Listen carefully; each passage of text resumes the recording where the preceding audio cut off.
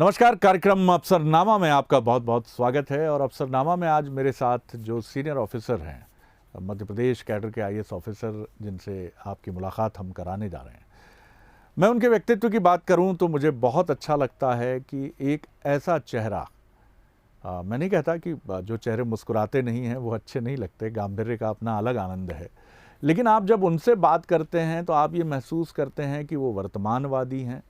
कोई शायद उनकी बात, उनका जुमला पूरा नहीं होता बिना मुस्कान और ठहाके के साथ। और ये इसलिए प्रतीत होता है, जिसका मूल्यांकन अगर मैं एक जर्नलिस्ट के तौर पर या एक व्यक्ति के तौर पर करता हूं, तो मुझे लगता है कि वो वर्तमान में तो जीते ही हैं, ये तो उनकी सबसे बड़ी खासियत है, लेकिन किसी किस्म की चिंता, परेशानी और किसी भी किस्म का ऐसा कोई भाव जिसको आप कह सकते हैं कि वो इस मायने में नकारात्मक हो सकता है, जो हमारे चेहरे को कुछ चिंता की तरफ ले जाए, परेशानी की तरफ ले जाए, इससे वो मुक्त रहते हैं। तो मुलाकात करिए। 2003 बैच के आईएएस ऑफिसर हमारे साथ हैं और जो वर्तमान में आयुक्त हस्तशिल्प विकास निगम की जिम्मेदारी संभाल रहे हैं और उसके पहले कई महत्वपूर्ण जिम्मेदारियों को वो संभाल चुके हैं। राजीव शर्मा साहब मेरे साथ हैं। सर, बहुत स्वागत करता हूँ। सबसे पहले तो राजीव जी, मैं यही जानना चाहूँगा कि ऐसा क्या होता है हमारे व्यक्तित्व में जो हमको चिंता मुक्त रखता है? आपको हम मंचों पर देखते हैं तो आप एक कुशल, ऐसा लगता है कि जीवन प्रबंधन के विशेषज्ञ हैं, एक लेखक और एक कवि तो आपके भीतर दिखता ही है, और उतना ही एक मजबूत अधिकारी दिखता है जो प्रशासनिक फील्ड। इन सब को आपने साधा, किसको श्रेय देंगे इसका? इसका श्रेय परिवार को है, मेरे दादा को, मेरे पिताश्री को, मेरी दादी को, मेरे सम्मानीय शिक्षकों को, क्योंकि हम जो भी होते हैं वो इन्हीं सब का उत्पाद होते हैं। बिल्कुल ठीक है। तो ये तो उन्हीं की कृपा है, ईश्वर की मेहरबानी है और आप जैसे दोस्तों की सद्भावनाएं हैं। जी जी। कैसे, अगर आप पीछे मैं आपको ले जाऊं, तो जो राजीव शर्मा भिंड में स्कूल में पढ़ रहे हैं, 13, 14, 15 वर्ष की उनकी उम्र है, और घर में एक बहुत ही पढ़ाई लिखाई का और बड़ा ही एक आला दर्जे का एक वातावरण है, ये बहुत बहुत भाग्यशाली रहे आप इस मामले में। क्या सपने थे उस 14-15 वर्षीय किशोर राजीव के, कि कहाँ जाना है, किस तरह जीवन को आप देख रहे थे? बचपन में मेरा बचपन बहुत वैचारिक संघर्षों से भरा हुआ था। तो उस समय सपने देख रहे थे कुछ ऐसा बनने के और कुछ ऐसा करने के कि जो देश और समाज के काम आ सके। बहुत ही आदर्शवादी माहौल था जिसमें मैं रहा, चाहे मेरे शिक्षक हों, चाहे मेरे पिता हों या पितामह हों। तो बहुत आदर्शवादी माहौल था और चारों तरफ क्रांतिकारियों की तस्वीरें, स्वामी विवेकानंद की तस्वीरें, महाराजा रणजीत सिंह की तस्वीरें। तो एक ऐसा राष्ट्रवादी माहौल था कि जिसमें एक तरफ कला थी, संस्कृति थी, संगीत था, और दूसरी तरफ कुछ कर गुजरने की चुनौतियां थी। तो हर तरह के सपने, आप जानते हैं किशोरावस्था तो सपनों का स्वर्गलोक होता है, तो हर तरह के सपने देखते थे। वाह वाह वाह। और मतलब बचपन से ही मैं कहूँगा कि एक यथार्थ की ज़मीन भी थी, और उन महान व्यक्तित्वों का एक आदर्श भी आपके भीतर ढलता रहा, कहीं ना कहीं आप उसको लेकर आगे बढ़ते रहे। पहली कविता या पहला गद्य कब फूटा आपके मन से? पहली कविता तो मैंने जब लिखी थी तो मैं कक्षा 5 में रहा होऊंगा। अरे वाह, वाह। और हाँ, उस समय हमारे भिंड शहर में एक बहुत ही भयानक तूफान आया था जिसमें पूरा शहर जो है अस्त व्यस्त हो गया था जी। तो उसको लेकर मैंने कुछ पंक्तियां लिखी। उस समय आप जानते हैं कि नंदन और पराग बच्चों की बड़ी लोकप्रिय पत्रिकाएं होती थी। जी जी जी। लोटपोट और चंपक। जी हाँ, जी हाँ। तो उनमें हम लोग चूंकि पढ़ते थे कविताएं और कहानियां। तो उस समय जब वो आंधी आई तो फिर मैंने लिखा, आया जोर का तूफान और गिर गए कई मकान। तो इस तरह की कुछ पंक्तियां जी जी। तो उस समय इस तरह की कुछ पंक्तियां लिखी थी। अच्छा, वहां से फिर ये वहां से शुरू हुआ। प्रशासनिक सेवा में जाने का जो मन आपका बना, ये कोई प्रेरणा रही इसके पीछे, या स्वतः एक मन में भाव था कि समाज के लिए कुछ करना है? मेरा पहला सपना तो एक पत्रकार बनने का था। अरे वाह। हाँ। और बहुत मजेदार बात थी कि मैं और मेरे बचपन के एक मित्र, हम दोनों मिलकर रोज प्लान किया करते थे कि वो कैसे प्रशासनिक अधिकारी बनेंगे और मैं कैसे एक पत्रकार बनूंगा। जी। जी। लेकिन किस्मत ने अजीब सा मजाक हमारे साथ किया कि आज वो एक बड़े पत्रकार हैं और मैं एक शासकीय अधिकारी हूँ। कमाल, मतलब भूमिकाएं बदल गई। बदल गई। हाँ, तो वाह। ये तो हाँ। मैंने जब मैंने कुछ समय स्वतंत्र पत्रकारिता की भी सेवा में आने के पहले, और मेरा कॉलम बहुत लोकप्रिय हुआ करता था मेरे शहर के अखबार में। लेकिन पत्रकारिता करते करते थोड़े दिन बाद मुझे लगा कि नहीं, मुझे जो काम करना है वो शायद पत्रकार रहकर नहीं हो सकता। असली ताकत ब्यूरोक्रेसी के पास है, और इसलिए मैं जो करना चाहता हूँ समाज में, इसके लिए मेरे पास ताकत होनी चाहिए, और इसलिए मैं प्रशासनिक सेवा की तरफ आया। वाह। ये भी बड़ी दिलचस्प बात है कि आप जहाँ भी रहे, आपका एक बहिर्मुखी व्यक्तित्व हमने हमेशा देखा। प्रशासनिक सेवा में भी आपकी पहली पोस्टिंग की बात मैं करूं, जो दमोह ज़िले में रही, वहाँ प्रशासक के तौर पर रहे। जिस तरह से हमने सुना उसके बारे में कि आप सुबह 5 बजे उठकर आप शहर निकल जाते थे, और पानी की सेवा, सफाई नालियों की, ये सब है कि नहीं, और रात 11 बजे आप सोने जाते थे, सब स्ट्रीट लाइट्स वगैरह देखकर। तो ये भाव कैसे आया मन में कि किस तरह से मुझे एक अधिकारी के तौर पर आना है तो इस तरह से आना है? इसके पीछे शायद एक वजह ये हो सकती है कि भीड़ में जहाँ मैं रहता था, तो वहाँ मैं देखता था हर चीज़ डिफंक्ट है। और बाद में जब मैं छात्र नेता बना, तब भी मैंने इस चीज़ को बहुत शिद्दत से महसूस किया जी। कि ना लोग समय पर ऑफिस जाते हैं, ना लोग समय पर जनता के आवेदनों का निपटारा करते हैं, और लोगों की समस्याएं और शहरों की समस्याएं दिन ब दिन बढ़ती बिगड़ती जाती हैं। राशन की दुकानें नहीं खुलती, लोगों का कोई भी काम बिना गड़बड़ी के होता नहीं है। तो जब मैं पत्रकारिता कर रहा था, उस समय भी मैंने इस चीज़ को लेकर कई सारी हंगामा खेज रिपोर्ट की। तो बाद में जब मैं प्रशासन में आया, तो मैं भूला नहीं उस सब को। तो मैंने उसको अपना लक्ष्य बनाया कि जो जो गड़बड़ियाँ मैंने देखी हैं, वो कम से कम मेरे इलाके में तो मैं नहीं होने दूंगा। चाहे वो काला बाजारी हो, चाहे वो पानी की गड़बड़ी हो, चाहे बिजली की गड़बड़ी हो। तो इसलिए फिर मैं उसको नौकरी की तरह नहीं करता था, मैं उसको एक मिशन की तरह करता था, और आज भी करता हूँ। और जब आप एसडीएम रहे तो एक डंडा आपके हाथ में रहता था। ये प्रेरणा कहाँ से आई? जी। विनय न मानत जलधि जड़, वाह। गए 3 दिन बीत, जी। बोले राम सकोप तब, भय बिन होए न प्रीत। जी। अगर प्रशासन पूरी तरह से खरगोश बन जाए तो लोगों का जीवन बहुत कठिन हो जाता है। जी। आपके पास दांत होने चाहिए, जबड़े होने चाहिए, और लोमड़ियों को आपसे डरना चाहिए।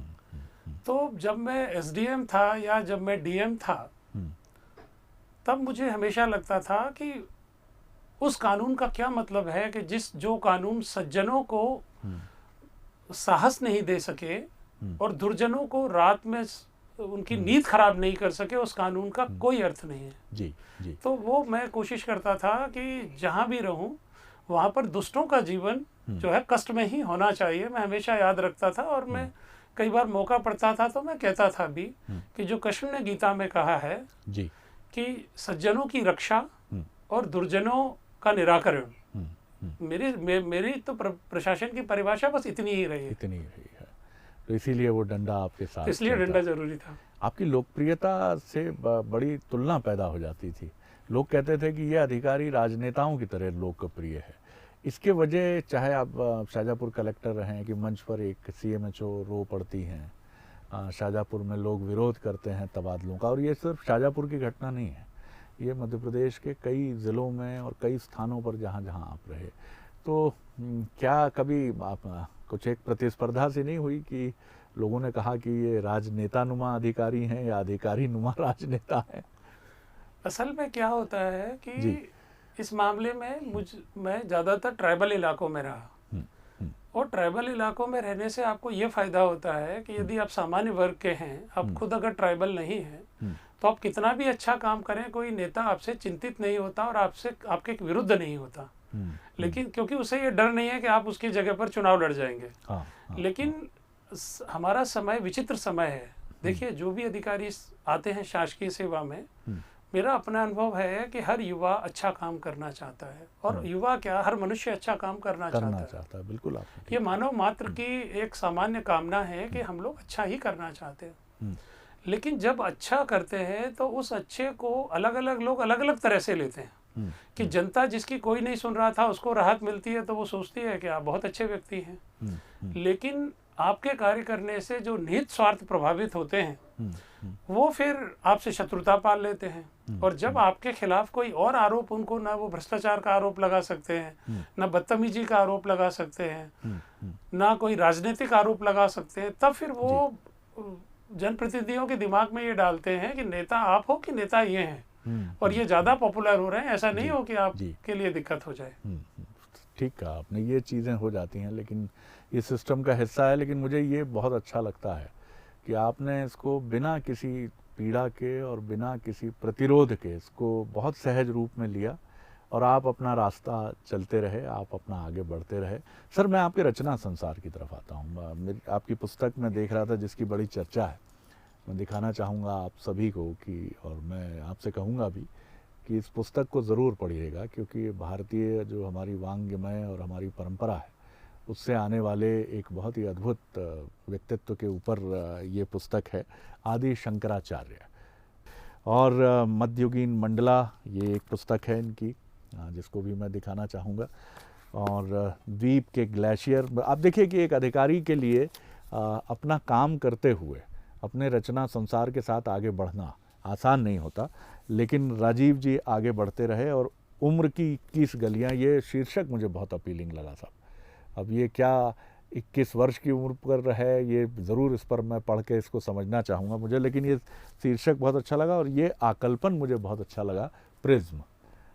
ये भी बहुत सुंदर। और सारी पुस्तकों का जो मैंने देखा गेटअप जो है आकल्पन, तो इसका मतलब है कि हस्तशिल्प की अपनी जिम्मेदारी निभाते हुए रचना संसार रचनात्मकता में भी भरा पूरा है।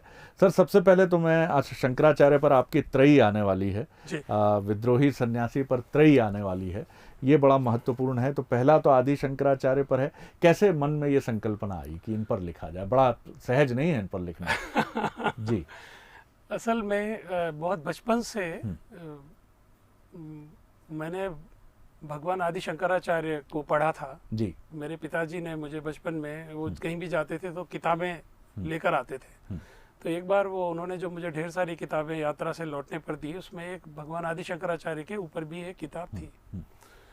तो वो पढ़कर मैं चमत्कृत हो गया, क्योंकि उस समय मैं जादूगर मैंड्रेक का बड़ा फैन था। बिल्कुल, वो समय तो लोथार, मैंड्रेक, ये सब मेरे सपनों में आते थे। इंद्रजाल कॉमिक्स। जी जी जी। लेकिन जब मैंने आदि शंकराचार्य को पढ़ा तो मुझे लगा, अरे इनसे ज़्यादा रोमांचक कहानी तो संसार में कोई दूसरी हो ही नहीं सकती। रॉबिन्सन क्रूसो की भी नहीं हो सकती, एलिस इन वंडरलैंड में भी कोई दम नहीं है कि एक 10 साल का बच्चा और घनघोर अनजान जंगलों में और अकेला चला जा रहा है गुरु की खोज में।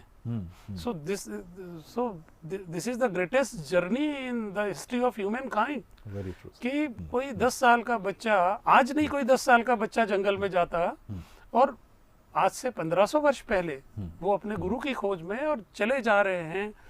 और वो आज का भारत नहीं था, ऐसी कोलतार की सड़कें नहीं थी। पहाड़ों को पार करते हुए, जंगलों को पार करते हुए, नदियों को पार करते हुए, पुल भी नहीं थे उस जमाने में। और वो जाते हैं और अपने गुरु से मिलते हैं, और गुरु से शिक्षा लेने के बाद वो पूरे देश की यात्रा करते हैं, एक महादेश की।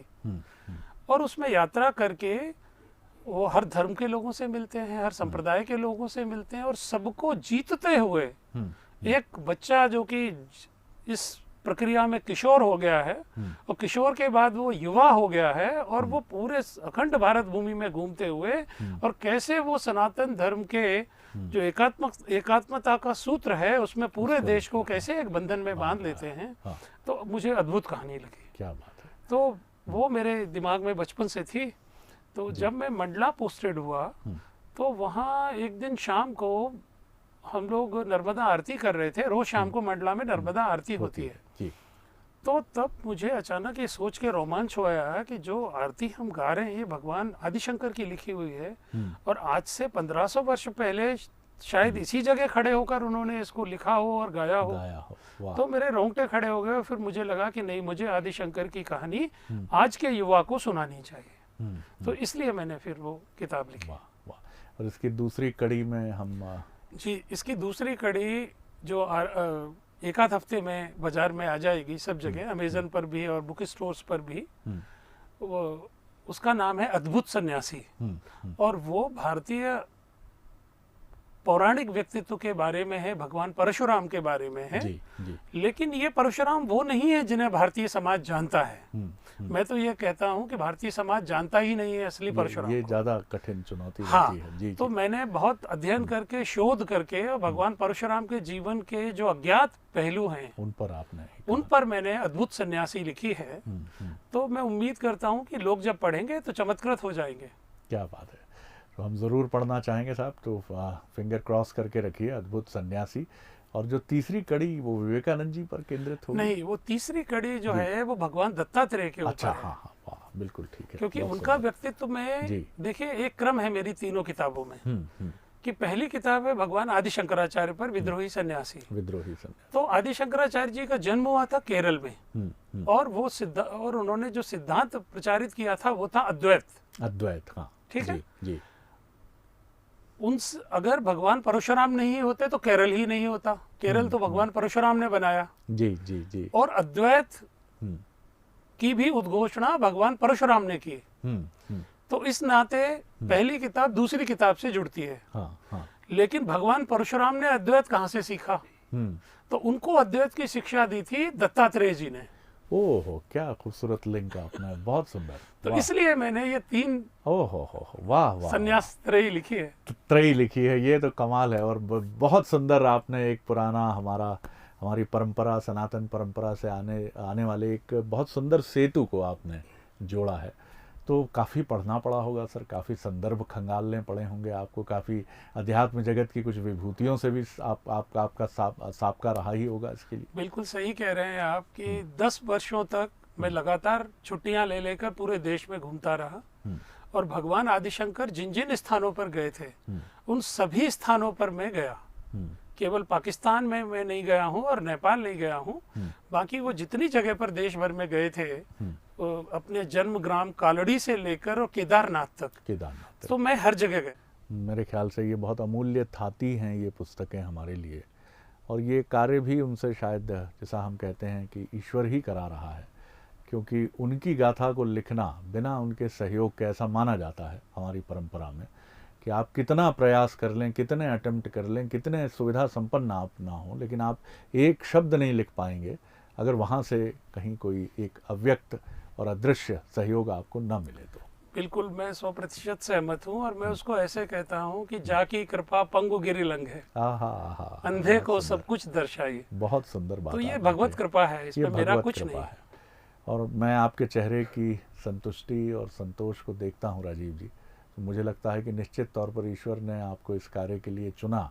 नहीं तो इस प्रशासनिक सेवा के बीच में 10 वर्षों की यायावरी जो आपने की है, जो केरल के उस गांव से शुरू होकर केदारनाथ तक गई, तो एक सन्यासी, माफ़ कीजिएगा मैं कहूँगा कि एक सन्यास भाव लेकर आप भी भटके, आप भी वीतरागी की तरह जाते रहे और चुनते रहे वो पुष्प जो इन शंकराचार्य की स्मृतियों से अभिन्न रूप से जुड़े रहे। और मैं देख रहा हूँ कि वो भावुकता और वो भावना और वो तरलता इस वक्त आपके चेहरे पर भी है, वो बहुत सुंदर बात है ये। चलिए मैं थोड़ा सा विषयांतर करता हूँ। ये बताइए मुझे कि बहुत सारे बच्चे ये कार्यक्रम देखते हैं, बच्चे क्या, एस्पिरेंट्स, युवा लड़के और लड़कियाँ। आपका मैंने हमेशा आपको सुना है, तो मैंने एक बड़ा उसमें जीवंत और तेजस्वी आपका एक वक्तृत्व का भी पक्ष मैंने देखा है। आप क्या कहेंगे? आप खुद टॉपर रहे हैं अपने समय के, कि बच्चे विद्यार्थी कैसे आगे बढ़े, स्टडी को किस तरह से तैयार करें, कैसे ढालें अपने को? मैं ये कहूँगा शरद जी कि पहली चीज़ तो यह है वो तय कर लें, अपने आप से पूछें शीशे के सामने खड़े होकर कि करना है कि नहीं करना।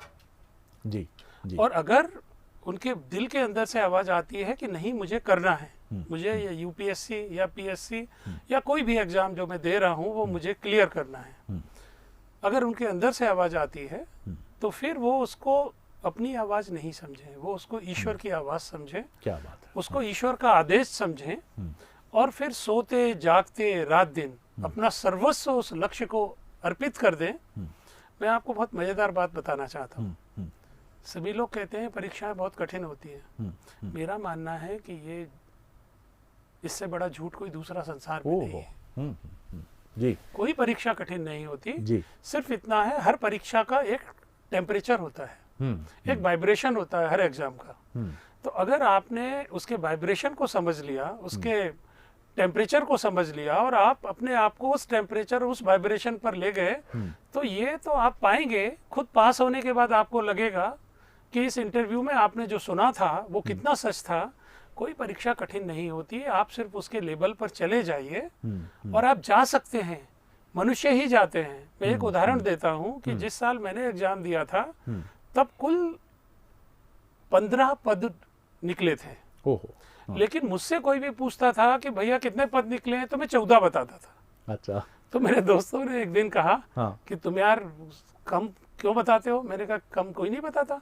बोले नहीं 15 निकले हैं, तुम 14 क्यों बताते हो? मैंने कहा इसलिए कि एक पर तो मेरा पक्का है। तो इसलिए केवल 14 ही उपलब्ध है। तो सभी प्रतियोगी परीक्षाओं में जो पहली चीज जरूरी है वो है सेल्फ कॉन्फिडेंस। आप अपने आप पर भरोसा रखिए, और अगर आपको खुद पर भरोसा है और आप अगर परिश्रम करने को तैयार हैं, देखिए मुफ्त में तो मौत भी नहीं मिलती, कुछ भी नहीं मिलता मुफ्त में। ठीक बात है। तो अगर आप कीमत चुकाने को तैयार हैं तो आप जो लक्ष्य करेंगे वो पा जाएंगे। क्या बात है सर। मुझे लगता है इस इंटरव्यू का सबसे गोल्डन वर्ड, सबसे सुनहरा वाक्य हमने अभी अभी सुना है कि आप उसके टेम्परेचर, प्रतियोगी परीक्षाओं के तापमान या परीक्षा, किसी भी परीक्षा की बात कर लीजिए, आप उसके वाइब्रेशंस को, आप उसके तापमान को समझ लीजिए। आप अपने लेवल को उस लेवल पे ले जाइए। जैसा हम कहते हैं कि 24 डिग्री होना चाहिए एसी का टेम्परेचर, या आप जब गर्मियों में लू में निकलते हैं तो आप अपने शरीर को अनुकूलन कर लेते हैं कि 44 है बाहर, तो मुझे क्या तैयारी के साथ बाहर जाना है। कितना सुंदर मंत्र है सर, आनंद आ गया। बहुत सुंदर मंत्र है, मज़ा आ गया। मतलब बहुत ही गोल्डन वर्ड है सर। कंक्लूड करूँगा, 2 बिटियाँ हैं आपकी उच्च शिक्षित और अब अपने अपने जीवन में विवाह के बाद बहुत सेटल्ड हैं। ये भी एक बहुत बड़ा सौभाग्य है कि जीवन में अपने पारिवारिक दायित्व को अच्छे से निभाकर आपकी जो जीवन संगिनी है वो बहुत गरिमा के साथ आपके तमाम व्यस्तता और रचना कर्म के बीच प्रशासनिक अधिकारी और लेखक और एक ऐसे व्यक्ति के तौर पर जिसको लेकर अक्सर मैं दावा कर सकता हूँ ये कि सलाह लोग देते ही होंगे कि राजीव जी बहुत बेबाक हैं आप, थोड़ी बेबाकी को कंट्रोल कीजिए, कम कीजिए, नियंत्रित कीजिए। और मैडम को भी शायद बहुत समझाइश मिलती हो, लेकिन आप चलते रहे, उनका साथ आपको अहर्निश मिलता रहा। कैसे याद करते हैं इस कंट्रीब्यूशन को, कैसे उनके साहचर्य को आप आज यहाँ इस पड़ाव पर याद करते हैं? देखिए क्या है कि जीवन में बहुत सारे संघर्ष होते हैं, सबके जीवन में होते हैं। बिल्कुल। चाहे आप किसी भी स्तर पर जीते हों, लेकिन जीवन में बहुमुखी संघर्ष होते हैं। जीवन साथी यदि आपके साथ है तो आप वो सारे संघर्षों से आप पूरी क्षमता से जूझ सकते हैं। मेरी पत्नी का सबसे बड़ा कंट्रीब्यूशन मैं ये समझता हूँ कि उन्होंने मेरे एक वर्ष में कभी कभी 3 बार भी स्थानांतरण हुए, तो उन्होंने कभी उफ नहीं की। तो ये एक ऐसी चीज है कि जो आपको आपके साहस को सीमित नहीं करती। क्या बात है। दूसरा कि बाहर में जितना कर्मठ दिखाई देता हूँ, घर में जाकर मैं उतना ही आराम तलब हो जाता हूँ। जी। तो घर में रहने के जितने घंटे होते हैं उतने घंटे अगर मेरा जीवन व्यवस्थित अगर नहीं हो तो मेरा बाहरी जीवन भी, प्रशासनिक जीवन भी बिखर सकता है। बिल्कुल ठीक बात जी। तो मेरा घर पूरा सुव्यवस्थित, शांत और अच्छा रहता है, तो इसका श्रेय तो निश्चित तौर से उनको जाता है। बहुत गरिमा से आपने उनको याद किया और हम उनको भी प्रणाम करते हैं, क्योंकि ये बहुत बड़ी जिम्मेदारी है कि आप अपने जीवन साथी के जीवन में आने वाली चुनौतियों को बिल्कुल एक 50% नहीं 100% के साथी की तरह खुद अपनी चुनौतियां मान लें। और राजीव जी के चेहरे पर आज जो बेफिक्री, निश्चिंतता और अपने साधन और अपने साध्य को लेकर आगे बढ़ने का जो भाव हमने देखा है इन पुस्तकों के तौर पर, जो मुझे भी बहुत रोमांचित कर रही हैं, इसके पीछे उनका बहुत बड़ा योगदान है। सर मैं बहुत धन्यवाद करता हूं और अभी कई और पड़ाव हैं एक वरिष्ठ आईएएस अधिकारी के तौर पर आपके जीवन के, and many more is yet to come. कौन जानता है हम आपको आगे किस भूमिका में देखें, लेकिन जिस भी भूमिका में देखें मैं बहुत हृदय से इसके लिए आपको शुभकामनाएं देता हूं कि वो उतनी ही यशस्वी हों जैसी आपकी कुल परंपरा है और जैसी थाती को अब तक आप संजो कर यहाँ तक लेकर आए हैं। बहुत धन्यवाद। तो ये थे राजीव शर्मा जी, जो हस्तशिल्प कला विकास निगम जो है उसके आयुक्त के तौर पर 2003 बैच के सीनियर आईएएस अधिकारी के तौर पर जिम्मेदारी निभा रहे हैं। अफसरनामा में अगली बार एक और अधिकारी को लेकर आपसे मिलेंगे। इजाज़त दीजिए, नमस्कार।